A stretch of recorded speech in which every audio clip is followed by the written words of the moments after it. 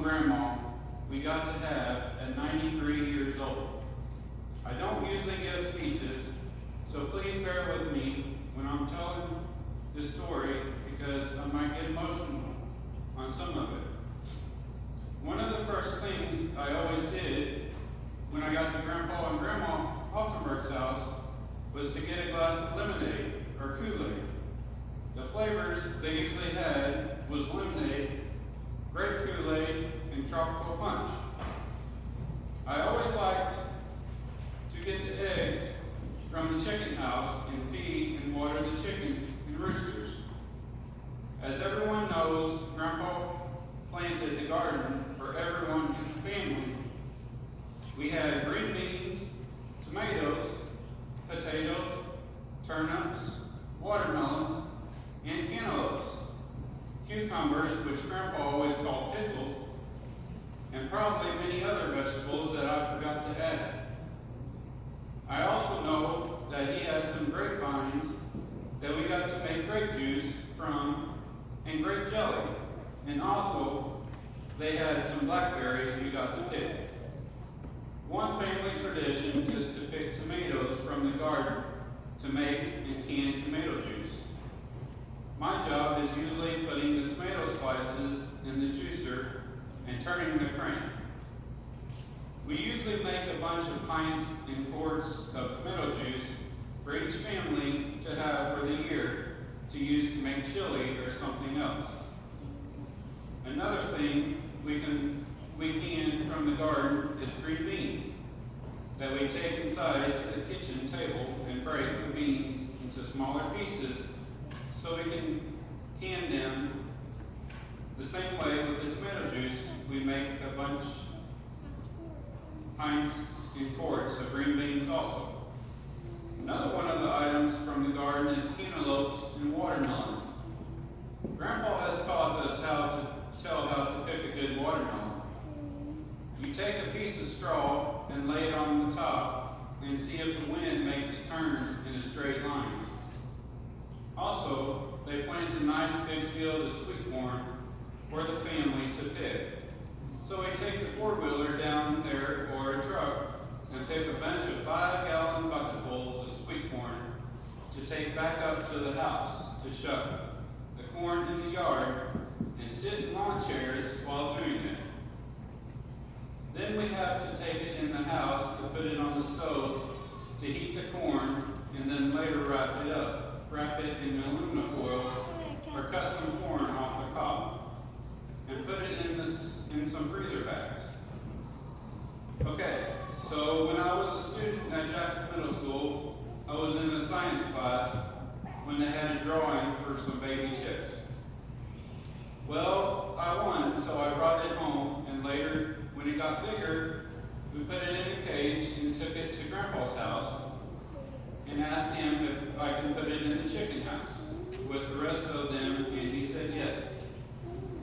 One funny thing, when the baby chick was growing up, we thought it was going to be a chicken, but it ended up being a rooster that I named him Chirp, because he was always making noises, and later I heard he was always crowing early in the morning and waking Grandpa and Grandma up in the morning. But both of them said they liked to hear that. I know when they were living at home and were able to drive, they would come to all the grandkids' sporting events like volleyball, softball, football, and baseball. One of my favorite memories was taking both Grandpa and Grandma to the grandkids' sporting events. Later on, when they couldn't drive anymore, one of my favorite quotes of Grandpa at the grandkids' baseball games was when Grandpa started clapping and hollering, "That's the way!" Dylan, Hunter, and Blake, and so on.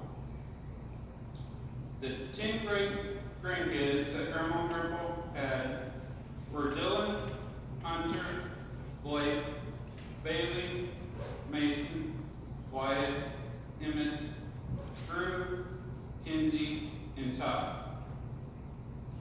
So since Grandpa had 10 great grandkids, that is enough to fill the baseball team, and Grandpa can be the honorary head coach, and Grandma can be the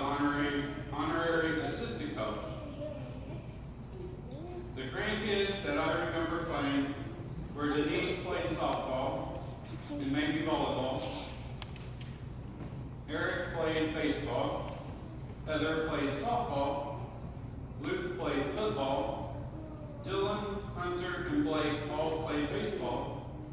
I can't remember if Dilly or James played also, but I know Brad played football also. Dylan also now plays cornhole. The family will still try to get Grandma to the grandkids' baseball games. Like 1 week after Grandpa died on that Wednesday, Blake and Hunter was playing each other, so I called it cousin rivalry.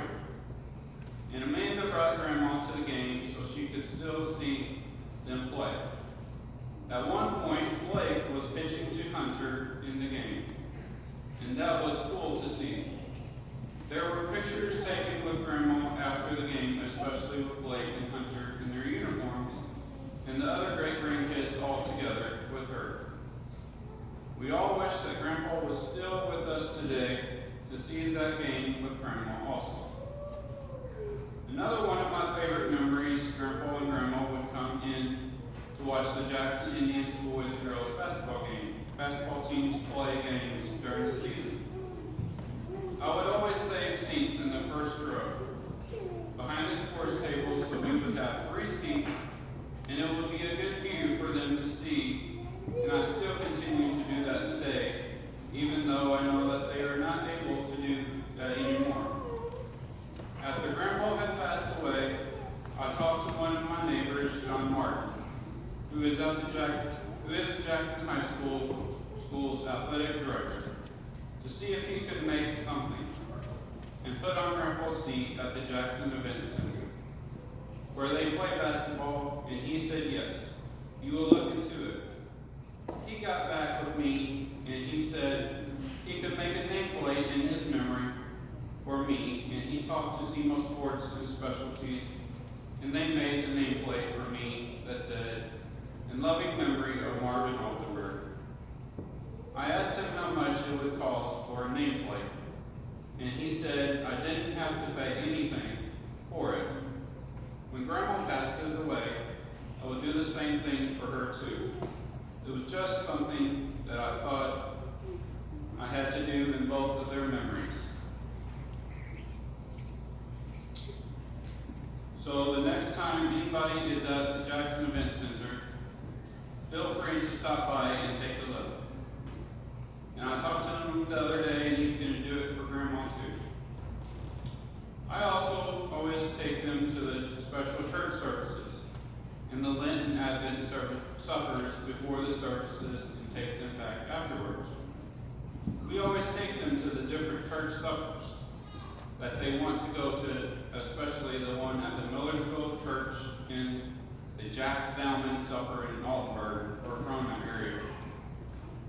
Also, we take them to the grandkids' birthday parties. Grandpa was also an avid St. Louis Cardinals fan. His favorite Cardinals baseball player, is Matt Carpenter.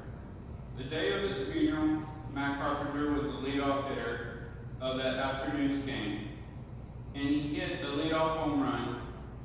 See, Grandpa was still watching the game in heaven and helping out his favorite player. Mom and I went to the Thriving Day with the Cardinals on Sunday, June the 3rd, and we won 5-0. Michael Walker was a starting pitcher for us that day, and I guess Grandpa was still watching that day because he helped Michael Walker to almost a near no-hitter. He went 8 scoreless and hitless innings until he came back out to pitch the 9th to try for a no-hitter and complete game shutout. But the first batter of the 9th got a clean base hit to start the inning, and he was removed after that to a loud standing ovation. We just about got to see history in the making. One of the biggest things I think Walker had going for him was that the home plate umpire's name was Marvin Hudson, the same first name as Grandpa, of course.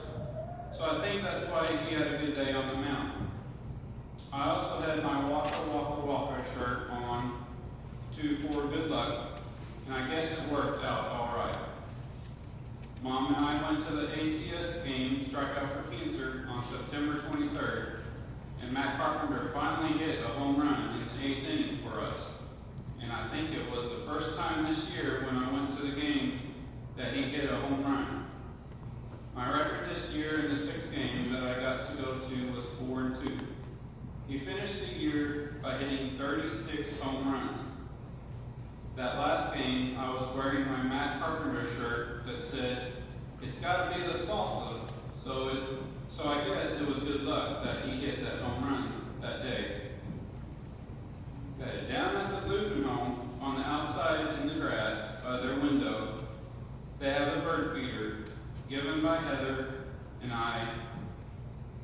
and I am the one usually to fill the bird feeder, and they usually like to watch the birds eat sometimes. Sometimes they say there were 4 or 5 eating at the same time. Also, they have a hummingbird feeder given by Luke's family, and they saw a couple every once in a while.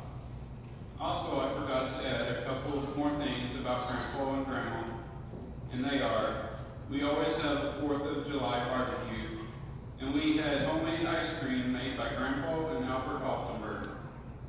You can't just try one or the other, you have to try a bowl from both usually. They are probably having their own ice cream party up in heaven. Grandpa's and Grandma's favorite place was to go to Ryan's or Chinatown in K, where they later moved down the street a little bit, and now they renamed it Chinatown, which has the sugar donuts that Grandpa and Grandma both like.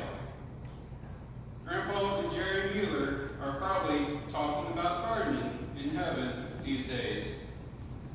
So on Memorial Day, on that Monday, we were at Dennis and Liz's house to do the thank you notes for the memorials and lunch after that, later that night.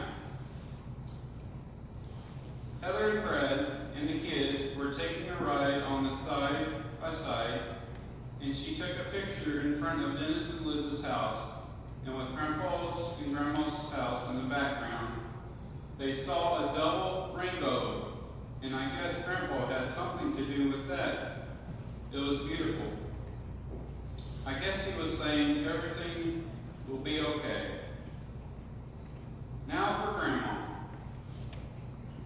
She would always make an angel food cake for me for a grandkid's birthday, and it would always have pink icing on it.